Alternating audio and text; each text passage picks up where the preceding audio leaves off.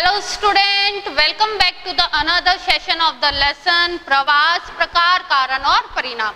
जैसे हमने plus two class geography की ये सेकेंड पार्ट है हमारी बुक का, भारत के बारे में है ये, ठीक है ना। तो इसमें हमने पिछले सेशन में किया था कि प्रवास और प्रवास के प्रकार कौन कौन से हैं और प्रवास के कौन कौन से कारण है, क्या कारण है जिसके कारण लोग जो है माइग्रेट करते हैं एक जगह से दूसरी जगह। आज हम करेंगे इस माइग्रेशन के क्या परिणाम हैं, ठीक है। तो देखो, प्रवास के जो परिणाम है प्रवास क्षेत्र पर अवसरों के असमान वितरण के कारण होता है, ठीक है। मतलब ये क्या है, असमान वितरण। अभी प्रवास किसके कारण हो रहा है, असमान वितरण के कारण हो रहा है। देखो, हर एक जगह है, हर एक क्षेत्र है, हर एक रीजन में सभी चीज जो है समान रूप से वितरित नहीं है, जिसके कारण प्रवास होता है। लोगों में कम अवसरों और कम सुरक्षा वाले स्थानों से अधिक अवसरों और बेहतर, मतलब लोग क्या करते हैं जहां पे कम अवसर है, ठीक है, या फिर कम सुरक्षा है, तो लोग क्या कहेंगे, कहां पे चले जाते हैं, जहां पे बेहतर अवसर है, अधिक सुरक्षा है।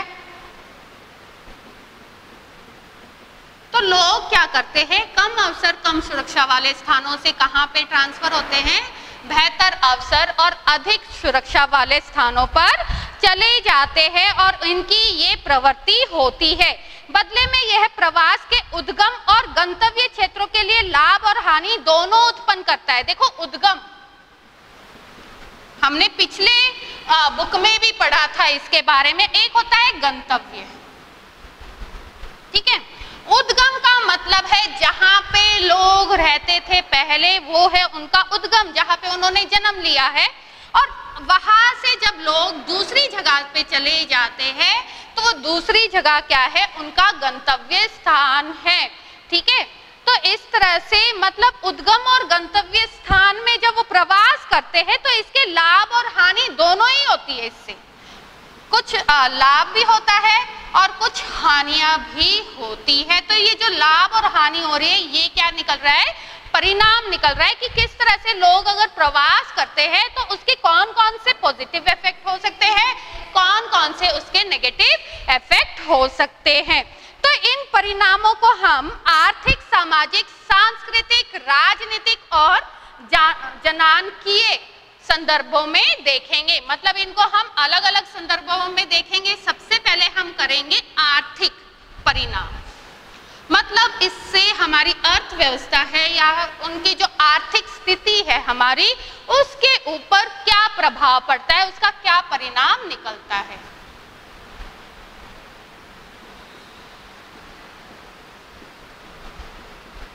आर्थिक परिणाम, ठीक है। आर्थिक परिणाम की अगर हम बात करते तो उद्गम प्रदेश के लिए मुख्य लाभ प्रवासियों द्वारा भेजी गई हुंडी होती है। अभी जो प्रवासी होते हैं, जो प्रवासी मतलब जो दूसरी जगह पर जाके रह रहे हैं, ठीक है,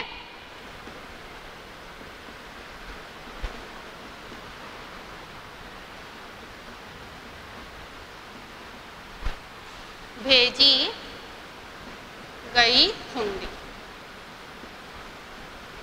अभी यहाँ पे हुंडी का मतलब क्या होता है, जो पैसा वो लोग जो कमा रहे हैं वो कहाँ पे भेज रहे हैं, वो उद्गम प्रदेश में भेज रहे हैं, ठीक है ना।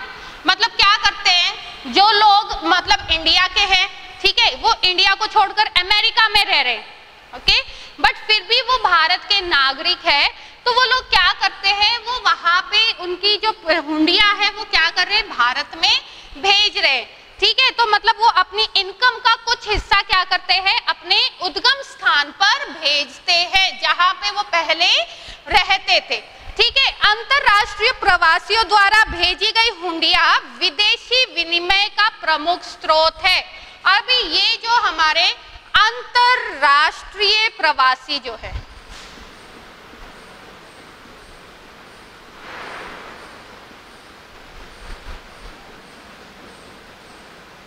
अंतरराष्ट्रीय जो प्रवासी है अगर वो हुंडी भेज रहे हैं, पैसा भेज रहे हैं, तो वो हमारी क्या है, विदेशी विनिमय का स्रोत है। किसका स्रोत है ये? विदेशी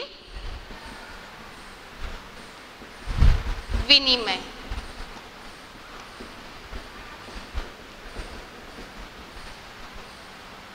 प्रवासियों द्वारा भेजी गई हुंडी।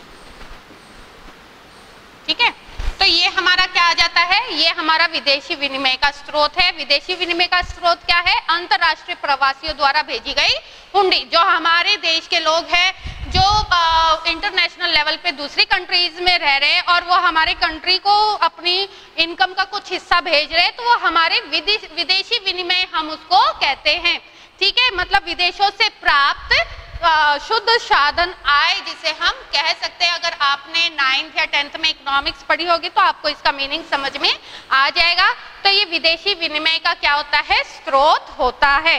अभी सन 2002 की अगर हम बात करते हैं, 2002, तो जो हमारी अंतरराष्ट्रीय प्रवासियों द्वारा भेजी गई जो हुंडी थी वो लगभग 110 खरब डॉलर थी। ठीक है, मतलब 2002 में हमारे इंडिया के जो लोग बाहर रहते हैं तो उनसे जो हुंडियां प्राप्त की गई थी वो कितनी थी? 110 खरब, मतलब अबाउट 11 बिलियन। ठीक है ना, 11 बिलियन हुंडी जो है वो इन लोगों से प्राप्त की गई थी। और मतलब कौन कौन से, जैसे कि पंजाब है, केरल है और तमिलनाडु है, अपने अंतरराष्ट्रीय प्रवासियों से महत्वपूर्ण राशि प्राप्त करते हैं। मतलब सबसे ज्यादा कौन कौन से स्टेट करते हैं? पंजाब, केरल, ठीक है, पंजाब है, केरल है, तमिलनाडु है।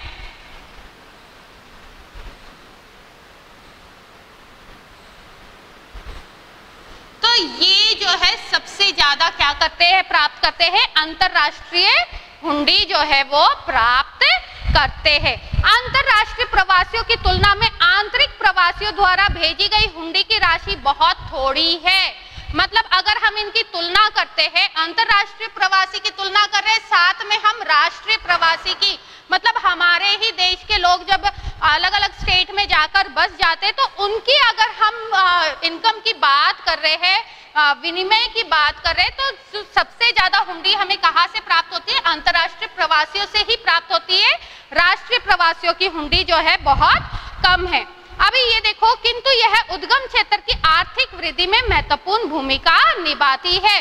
फिर भी राष्ट्रीय प्रवासियों द्वारा प्राप्त की गई हुंडी है वो हमारे देश के जो उद्गम स्थान है उनके, उसके लिए क्या है, वो राशि जो देते हैं वो बहुत ही महत्वपूर्ण भूमिका निभाती है। राशि का मतलब है वो जितना पैसा दे रहे हैं। अभी ये देखो, इसमें आगे क्या आता है, हमारा हुंडियों का प्रयोग हम किसके लिए करते हैं?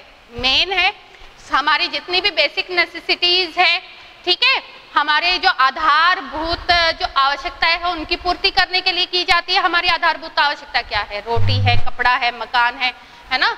तो मतलब रोटी का मतलब हो गया भोजन, ठीक है, हमारे घर है, हमारा भोजन है, हमारे स्वास्थ्य है, मतलब हमारी जो शिक्षा है, एजुकेशन है, हमारी सुरक्षा लगा लो, या फिर और भी हमारे बहुत सारे खर्चे होते हैं, जैसे उपचार है, विवाह है, कृषि निवेश है, गृह निर्माण है, इत्यादि के लिए इनका हम क्या करते हैं? यूज करते हैं। अभी देखो, इसके अलावा जो स्टेट है जैसे बिहार, उत्तर प्रदेश, ओडिशा, आंध्र प्रदेश,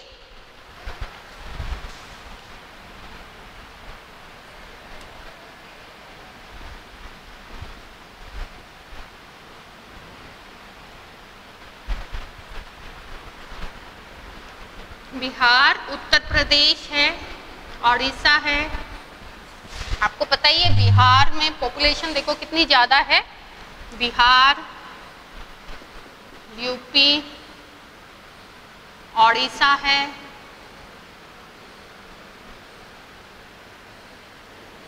आंध्र प्रदेश है, और आंध्र प्रदेश हो गया हमारा, हिमाचल प्रदेश है, इत्यादि के हजारों निर्धन गांवों की अर्थव्यवस्था के लिए ये हुंडिया जीवनदायक रक्त, मतलब हिमाचल प्रदेश,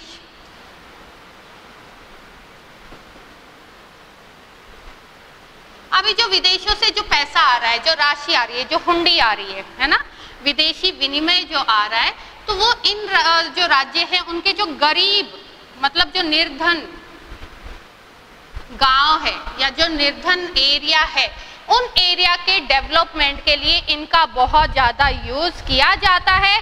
और ये इन एरियाज के लिए, इन गांवों के लिए क्या है, जीवनदायक रक्त का काम करती है। जीवनदायक रक्त का मतलब क्या है, एक व्यक्ति को जीवित रखने के लिए जितना महत्वपूर्ण भूमिका उसके ब्लड की होती है, रक्त की होती है, उसी तरह से ये हुंडी जो है वो जीवनदायक रक्त का काम करती है इन स्टेट्स के जो निर्धन गांव है उनके डेवलपमेंट के लिए, उनका विकास करने के लिए।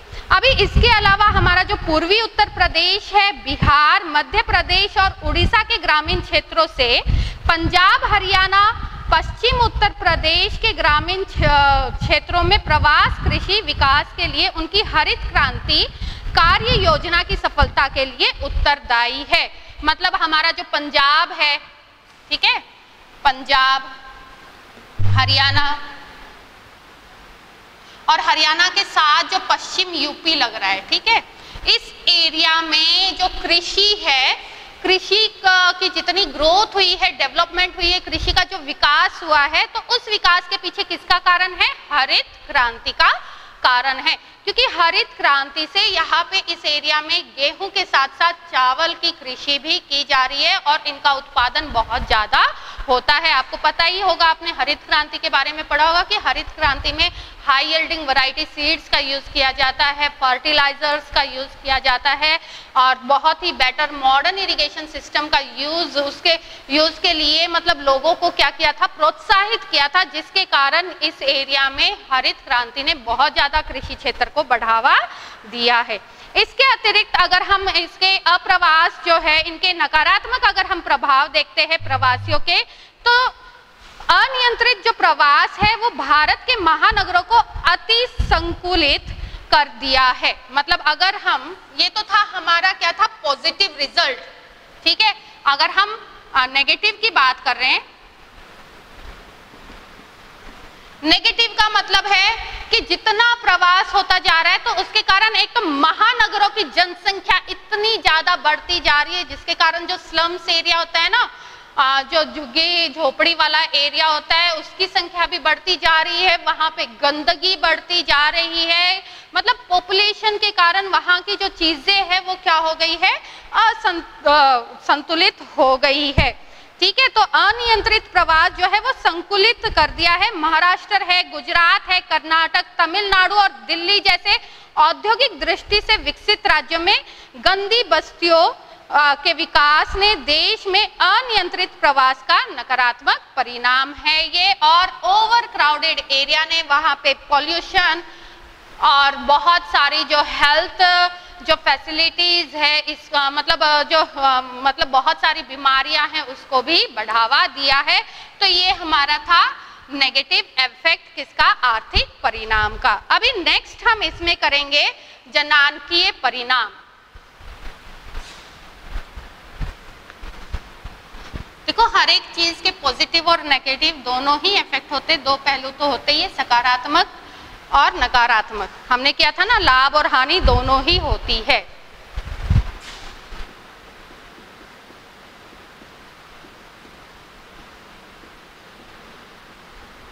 जनांकीय परिणाम। अभी देखो प्रवास से देश के अंदर जनसंख्या का पुनर्वितरण होता है, ठीक है।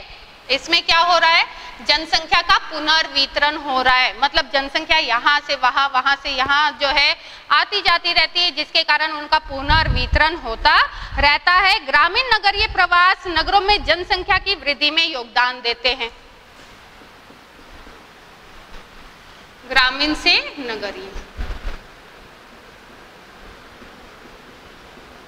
अभी ये क्या करते हैं, नगर में किसका कारण बनते हैं, नगर में जनसंख्या वृद्धि।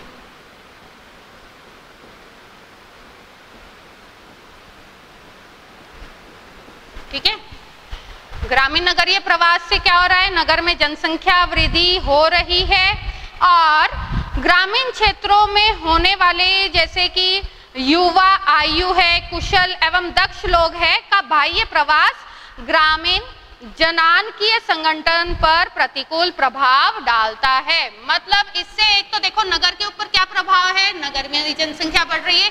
गांव के ऊपर क्या प्रभाव है कि गांव के जो कुशल लोग हैं,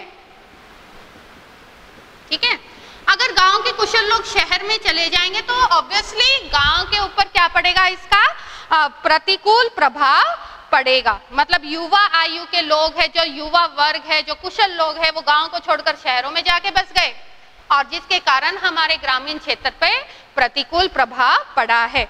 यद्यपि उत्तराखंड है, राजस्थान है, मध्य प्रदेश है और पूर्वी महाराष्ट्र से होने वाले बाह्य प्रवास ने इन राज्यों की आयु एवं लिंग संरचना में गंभीर असंतुलन पैदा कर दिया है। मतलब इस एरिया से क्या हो रहा है, इन राज्यों से बाह्य प्रवास हो रहा है, लोग वहां पे छोड़कर कहाँ जा रहे हैं, नगरों की तरफ जा रहे हैं, जिसके कारण वहां का जो लिंग अनुपात है या आयु अनुपात है वो क्या होता जा रहा है, बहुत ही असंतुलित होता जा रहा है।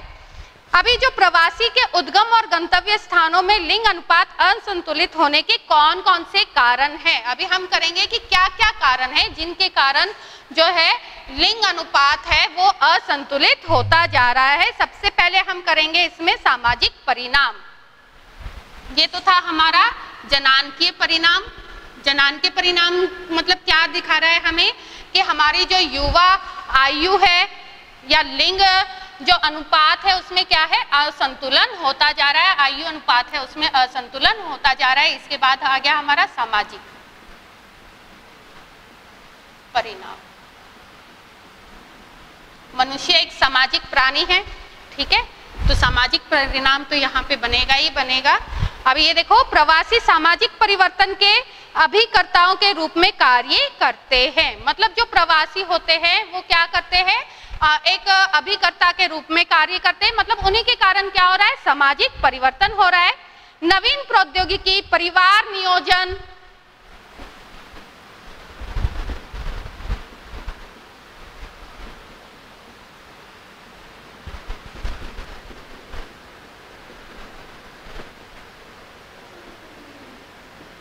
ठीक है, नई नई जो टेक्नोलॉजीज है, परिवार नियोजन है, बालिका शिक्षा है, जैसे ये हमारे क्या है, बेटी पढ़ाओ बेटी बचाओ, किसके अंतर्गत आता है, बालिका शिक्षा के अंतर्गत आता है। तो ये हमारे क्या है, सभी नवीन विचार है, नए विचार है।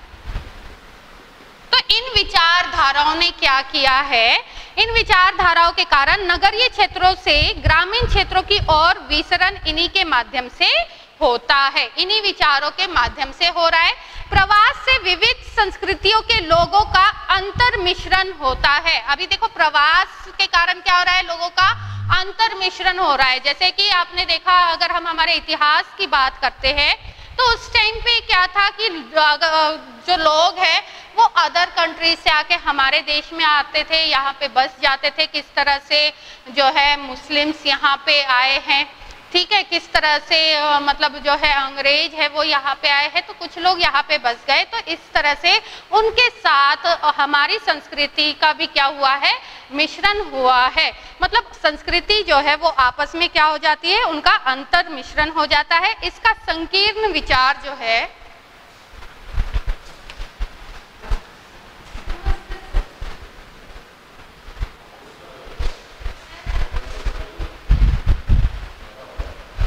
इसका जो संकीर्ण विचारों को भेदते तथा मिश्र जो संस्कृति है उसका उद्विकास होता है।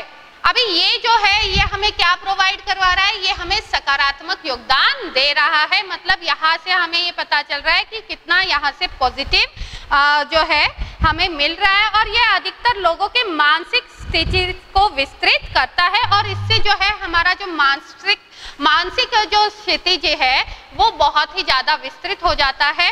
इसके बाद देखो, किंतु इसके गुमनामी जैसे गंभीर नकारात्मक परिणाम भी होते हैं। मतलब गुमनाम जो हो जाते हैं लोग, तो इसके क्या हो जाते हैं, ये नकारात्मक परिणाम निकलते हैं जो व्यक्तियों में सामाजिक निर्वात और खिन्नता की भावना भर देते हैं।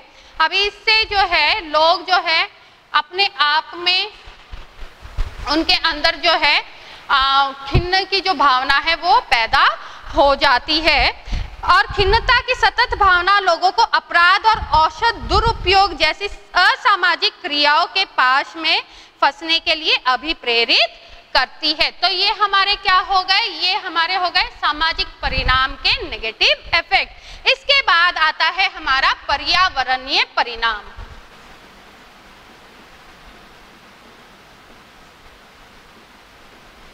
अभी देखो पर्यावरण पे क्या परिणाम पड़ सकता है ना। पर्यावरण तो सबसे ज्यादा दूषित होता है प्रवास के कारण। अभी देखो ग्रामीण से नगरीय प्रवास के कारण लोगों का अति संकुलन नगरीय क्षेत्रों में वर्तमान सामाजिक और भौतिक अवसंरचना पर दबाव डालता है। अंततः इसे नगरीय बस्तियों की अनियोजित वृद्धि हो रही है। ठीक है, नगरीय बस्तियों में इतनी जनसंख्या वृद्धि हो रही है जिससे वहां पे स्लम्स एरिया बढ़ रहा है, गंदगी बहुत ज्यादा बढ़ रही है, गंदी बस्तियां और क्षुद्र कॉलोनियों का निर्माण होता जा रहा है। इसके अतिरिक्त जो हमारे प्राकृतिक संसाधन हैं, जो हमारे रिसोर्सेज है, नेचुरल जो रिसोर्सेज है, अभी जैसे जैसे जनसंख्या बढ़ेगी तो नेचुरल रिसोर्सेज की उतनी क्या होगी, खपत होगी। हम लोग उसको उतना ही ज्यादा क्या करेंगे, यूज करेंगे। तो इससे क्या हो रहा है, प्राकृतिक संसाधनों के अति दोहन का कारण बन रहा है, जिसके कारण भौम जल स्तर के अवक्षय, मतलब इससे क्या क्या प्रदूषण हो रहा है। तो आपको पता है ये प्रदूषण कौन कौन से होते हैं। वायु प्रदूषण बढ़ रहा है, भूमि प्रदूषण बढ़ रहा है, भूमि का जो जल है, अंडरग्राउंड जो वाटर है वो भी पॉल्यूट होता जा रहा है, रिवर वाटर है वो पॉल्यूट होते जा रहे हैं। वाहित मल के कारण जो है ठोस कचरा जो है वो हमारी जमीन को बहुत ज्यादा खराब कर रहा है, लैंड डिग्रेड करता जा रहा है। तो ये बहुत सारी समस्या ऐसी है जो किसके कारण हो रही है, जनसंख्या वृद्धि के कारण हो रही है, प्रवास के कारण हो रही है। तो प्रवास के कारण नगर में बहुत ज्यादा पर्यावरणीय जो है नुकसान होता जा रहा है। अभी इसमें हमारा आ जाता है अन्य जो परिणाम है, उसमें हमारा क्या आ जाता है, प्रवास जो है स्त्रियों के जीवन स्तर को प्रत्यक्ष अथवा परोक्ष रूप से प्रभावित करता है, क्योंकि स्त्रियों में ज्यादा प्रवास किसके कारण होता है, विवाह के कारण होता है। ठीक है, तो वो इसके ऊपर डायरेक्ट और इनडायरेक्ट दोनों ही तरह के क्या डालते हैं, इफेक्ट डालते हैं। अभी इसमें क्या है कि बाह्य प्रवास के कारण पत्नियां जो है वो पीछे रह जाती है, पुरुष जो है वो प्रवास कर जाते हैं, महिलाएं पीछे ग्रामीण क्षेत्र में रह जाती है। तो इससे भी महिलाओं के ऊपर बहुत बुरा इफेक्ट पड़ता है। शिक्षा और रोजगार के लिए स्त्रियों का प्रवास, उनकी अभी क्या हो रहा है, धीरे धीरे जो है विमेन एम्पावरमेंट के कारण क्या है, उनकी शिक्षा है, उनके रोजगार के लिए महिलाएं अगर अब प्रवास कर रही है तो उनमें जो है ये प्रवास उनकी स्वास्थ्य और अर्थव्यवस्था में उनकी भूमिका को बढ़ा देती है, किंतु उनकी सुभेद्यता भी बढ़ती है। अभी ये जो सारी चीजें हैं, मतलब हमारा चैप्टर यहीं पे खत्म हो रहा है कि प्रवास के क्या क्या परिणाम हैं। तो हर एक चीज के मतलब पॉजिटिव परिणाम भी होते हैं और नेगेटिव परिणाम भी होते हैं। तो हमने दोनों ही परिणाम कर लिए। अगर आपको कोई डाउट है तो आप कमेंट बॉक्स में डाल सकते हैं। Thank you and have a nice day.